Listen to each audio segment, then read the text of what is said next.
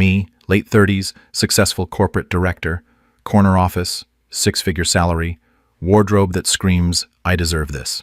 Spent all my 20s and early 30s focused entirely on the climb. Dating was for peasants who couldn't focus on their own self-actualization. Marriage, a patriarchal cage designed to shunt female resources toward a mediocre male, always preached that women don't need men for validation, happiness, or financial stability. And I meant it. Men were accessories, disposable options I could vet from my throne of earned power. My standards were astronomical, as they should be. I required a man who was emotionally available, financially superior, physically toned, politically aligned, and ready to worship my career achievements. The mythical unicorn, and I genuinely believed my status entitled me to him. I would swipe through the apps, occasionally matching with some poor supplicant who seemed like he might be useful. I'd demand transparency and emotional labor, and then ghost them the second they showed a hint of weakness or tried to dictate terms. It was exhilarating, exercising that kind of power. Used to joke with my equally successful female colleagues about how low the male bar was. We were the apex predators of the professional world. We had built this life, brick by expensive designer brick. I was truly, genuinely happy. Or at least, I was perfectly content with my achievements. I bought the big apartment with the panoramic views. I traveled when I wanted. I had my independence, my cats, and my perfect routine. What more could a truly evolved woman need? Then the shift started happening around 35. It wasn't a sudden crash, more like a slow, chilling realization that the air felt thinner at the top.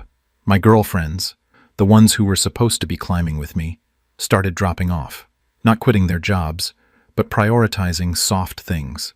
One married a guy she met fixing her boiler, a literal plumber, and now she talks about gardening. Another, the CEO of a tech startup, took 6 months off after having a baby and stopped answering emails after 9 p.m. I judged them silently, feeling superior, but the invitations to those shared, wine-fueled complaining sessions dried up. Now, when I look at my calendar, the weekends are oddly empty. The dating apps used to feed me a steady stream of guys my age who were making 7 figures. Now, the men my age are swiping on me, but they look haggard. Or they look incredible, but they are clearly matching to get a quick hookup and disappear. The quality of the messages dropped precipitously. I started getting messages from 20-somethings who called me MILF and asked if I could mentor them. It was insulting. I am a prize, a successful woman. I am not a stepping stone or a novelty. I adjusted my age filter, widening it slightly. No change. I adjusted my profile, emphasizing my title and salary, hoping to attract men who could match me. That made it worse, if anything. Men my age seemed intimidated by my success. They clearly didn't want a partner. They wanted a subordinate. The patriarchy strikes again, trying to keep successful women isolated. I decided to pivot my strategy. I needed to target a specific type of man. Successful, maybe recently divorced, or someone who had focused on his career like me. Someone who was mature enough to appreciate the value I brought to the table, the status, the intellect, the income. That's how I met him. I'll call him the architect, because that was his job, and because he seemed to design his life with maddening precision. The architect was 40, divorced years ago, financially set. He owned his own firm, looked like he worked out 4 times a week, and dressed with effortless, understated class. He was exactly what I had spent 15 years earning the right to have. He was witty, calm, and listened when I talked about my work, which was refreshing. I decided almost immediately that he was the project, the one I would finally integrate into my perfect life. I would show him how amazing it was to have an equal partner. We went on a few dates, and I brought my A game. I discussed global economics. I dropped names of important people I worked with. I showcased my sophisticated palate. I wanted him to understand that he wasn't just dating a woman, he was dating a lifestyle. But he was aloof, not rude, just entirely self-contained. He paid for things, opened doors, all the performative male stuff, but he never seemed to be investing. He spoke about his hobbies, solo sailing trips, competitive cycling, restoring vintage equipment, all things that didn't involve me, or anyone else, really. I started pushing for commitment, subtly at first. I asked him about his 5-year plan, hinting that it should align with mine. I invited him to my best friend's big engagement party. a high-value social event that would formally introduce him to my circle. He declined, politely, saying he had a week-long cycling tour scheduled that weekend that he booked months ago. I felt a stab of genuine annoyance. He was prioritizing a bicycle over my introduction to my inner social ecosystem. I pressed him later, asking why he was so resistant to planning ahead. I tried to explain the value of a shared future, of building something together. I told him I was looking for a partner, not a playmate. He just smiled, a small, irritatingly serene smile that didn't reach his eyes, and said that he already had a partner, himself. He spoke about how liberating it was to be responsible only for his own happiness. He mentioned the divorce was an expensive education, and that he learned the true cost of outsourcing emotional and financial stability to another person.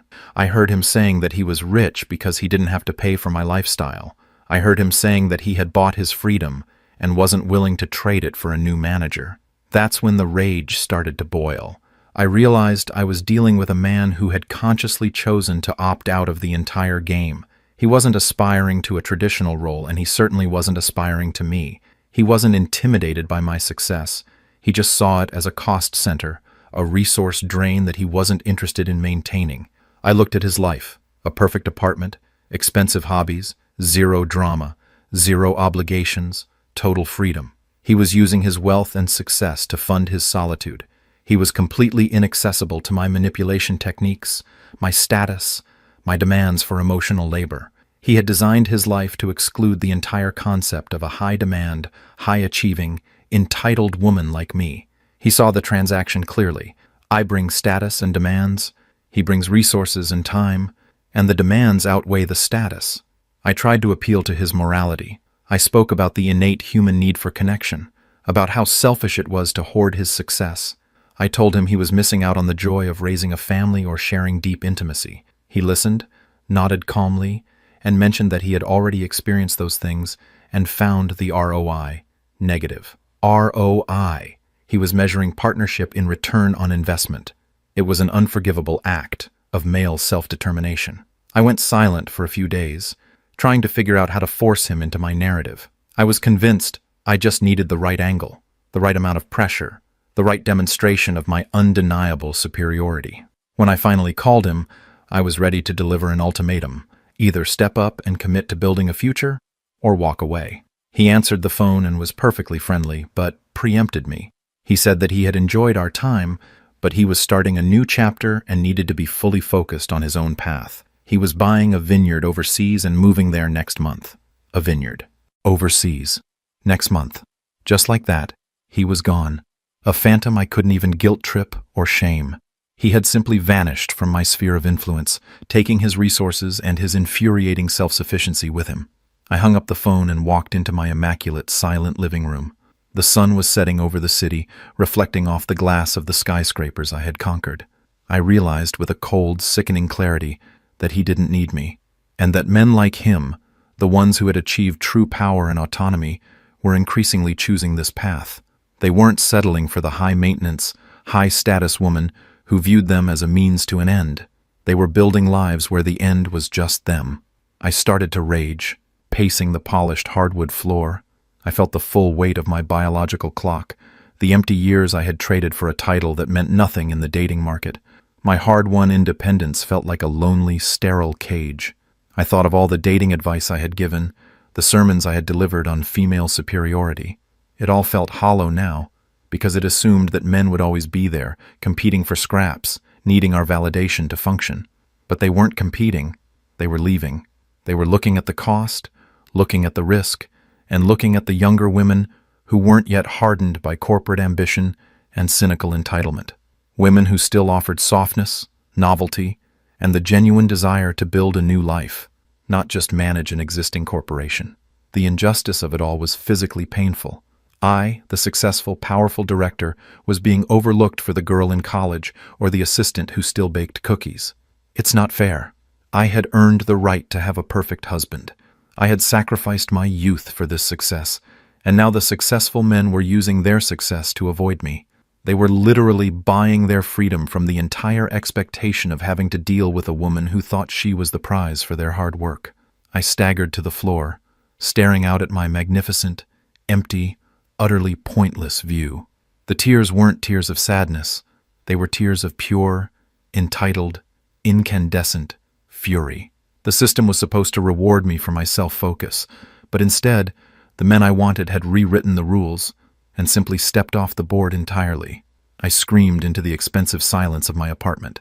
Why are men allowed to opt out? Why are they allowed to prioritize their own happiness over my needs? Why is it so hard to find a man who will simply submit to my superiority and be grateful for it? The rage was all-consuming. I realized I wasn't crying because I was lonely. I was crying because I had lost control of the available resources. And now the only men interested in me were the ones the architect would never spare a glance for. It was the ultimate, maddening, self-inflicted defeat. And all I could do was lie there, clutching my 401k statement, sobbing over the vineyard I would never see.